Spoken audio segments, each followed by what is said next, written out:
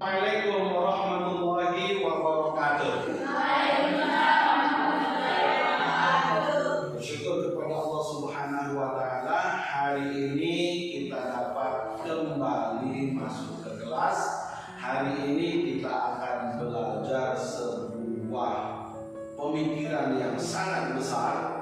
Kita akan belajar sebuah wacana pembicaraan yang sangat menarik. Kita akan berbicara dan akan belajar tentang rumah besar kita, Indonesia. Nah, menjadi sebuah PR besar, menjadi sebuah kegiatan yang besar. Bagaimana kemudian agama-agama ini bisa kemudian rukun, bisa kemudian saling menghormati, bisa kemudian saling menjaga. Ini adalah pertanyaan besar. Di sini kita akan belajar bagaimana supaya agama-agama ini yang ada di Indonesia ini bisa rukun, bisa saling menghormati. Ada yang mau bertanya dulu sebelum kita masuk ke dalam kegiatan inti? Ada yang mau bertanya?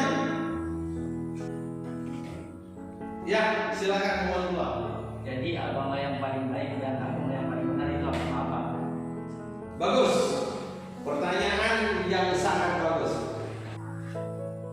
Ada beberapa agama.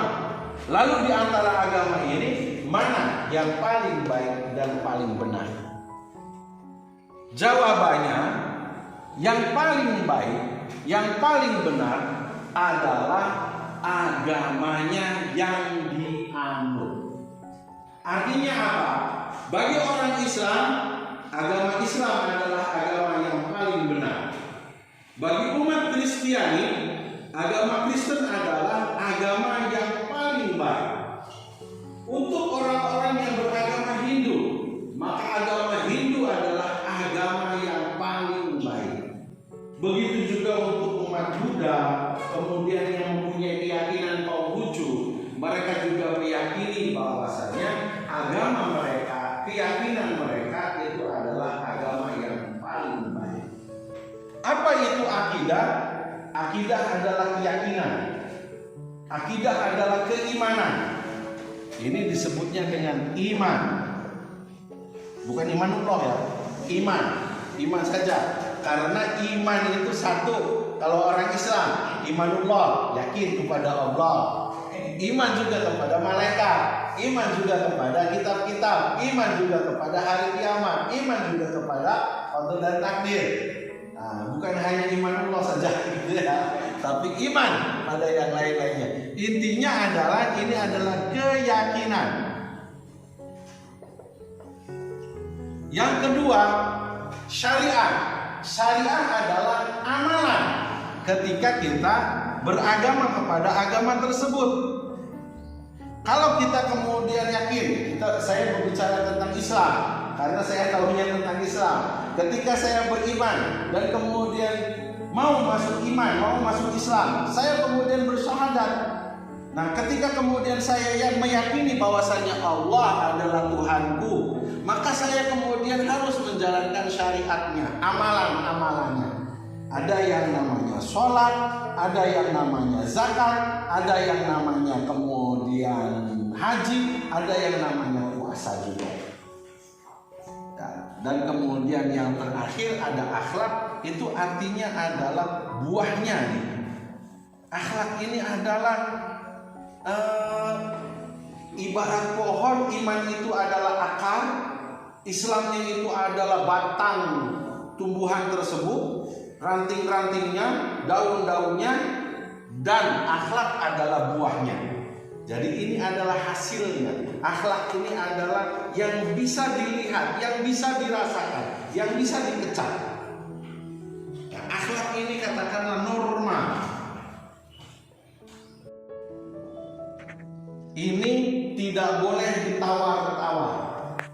Maka ketika zamannya Rasulullah, ketika Rasulullah ditawari oleh orang-orang musyrik di Mekah, Muhammad, kamu menyembah Tuhanku 1 minggu. Nanti minggu depan saya akan menyembah Tuhanmu. Sama selama 1 minggu juga.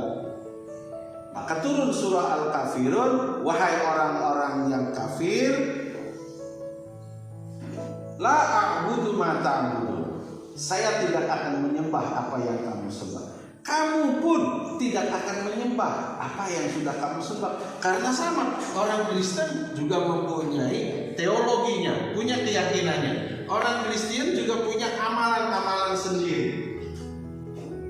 Orang Buddha, orang Hindu sama, punya teologi, punya amalan-amalan sendiri. Konghucu juga punya keyakinan, punya imannya sendiri, punya amalan-amalannya sendiri.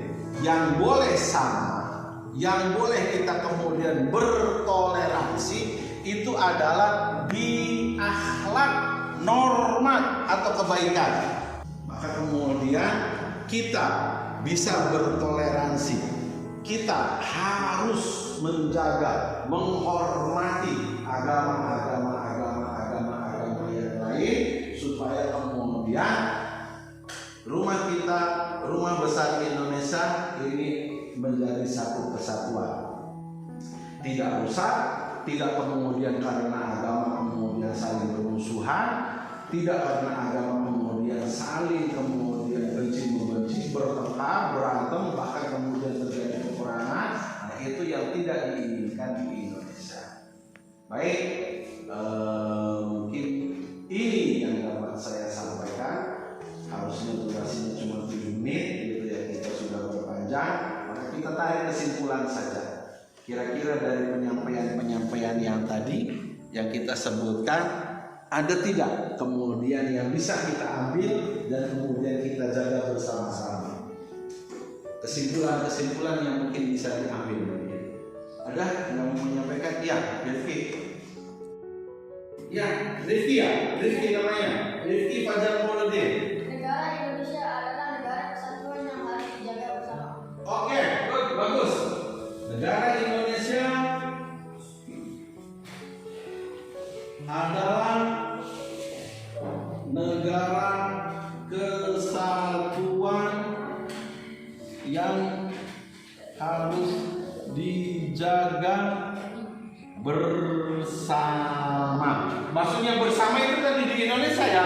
Kalau misalkan ada berbagai suku, semua suku harus menjaga kesatuan Indonesia. Kalau misalkan ada berbagai bangsa-bangsa, semua bangsa-bangsa juga yang ada di Indonesia harus menjaga Indonesia. Kalau ada berbagai agama-agama, pemeluk agama-agama juga harus menjaga Indonesia. NKRI, apa dari NKRI? Iya, dari semua yang menjaga, komponen dari sukunya menjaga, kemudian dari kebudayaan yang menjaga, pemeluk agama juga harus menjaga. Ada lagi kesimpulan yang lain? Ya, Fit.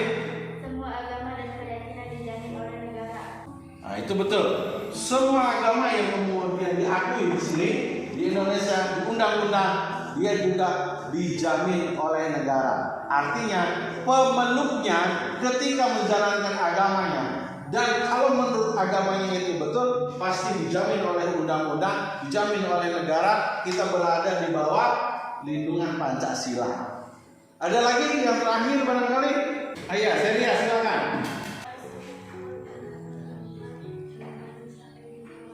Iya, kita harus menjaga kerukunan beragama dengan saling menghormati. Sebab kalau kata Islam begini, kata Kristen begini, kata Hindu begini, kata Buddha, Konghucu begini, maka kalau misalkan tidak sama, kalau kita tidak menghormati, akan terjadi kemudian crash, bentrokan, akan terjadi gesek-gesekan.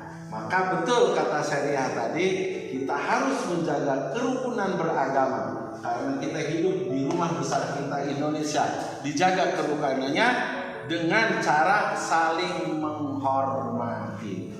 Ya, barangkali ini yang dapat kita belajar pada hari ini.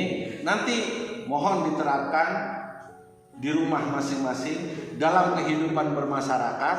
Nanti kita di masyarakat, mungkin kalian masih di sini tidak bertemu dengan agama-agama yang lain. Tapi ketika kalian sudah bekerja, merantau ke tempat yang lain, atau ketika kalian berkeluarga pindah ke tempat yang lain, barangkali nanti kemudian kalian bertemu dengan orang Indonesia yang beragama, punya keyakinan lain. Kita jaga Indonesia, kita jaga rumah kita dengan cara saling menghargai, saling menghormati, tidak mengganggu apa yang diyakini oleh orang lain.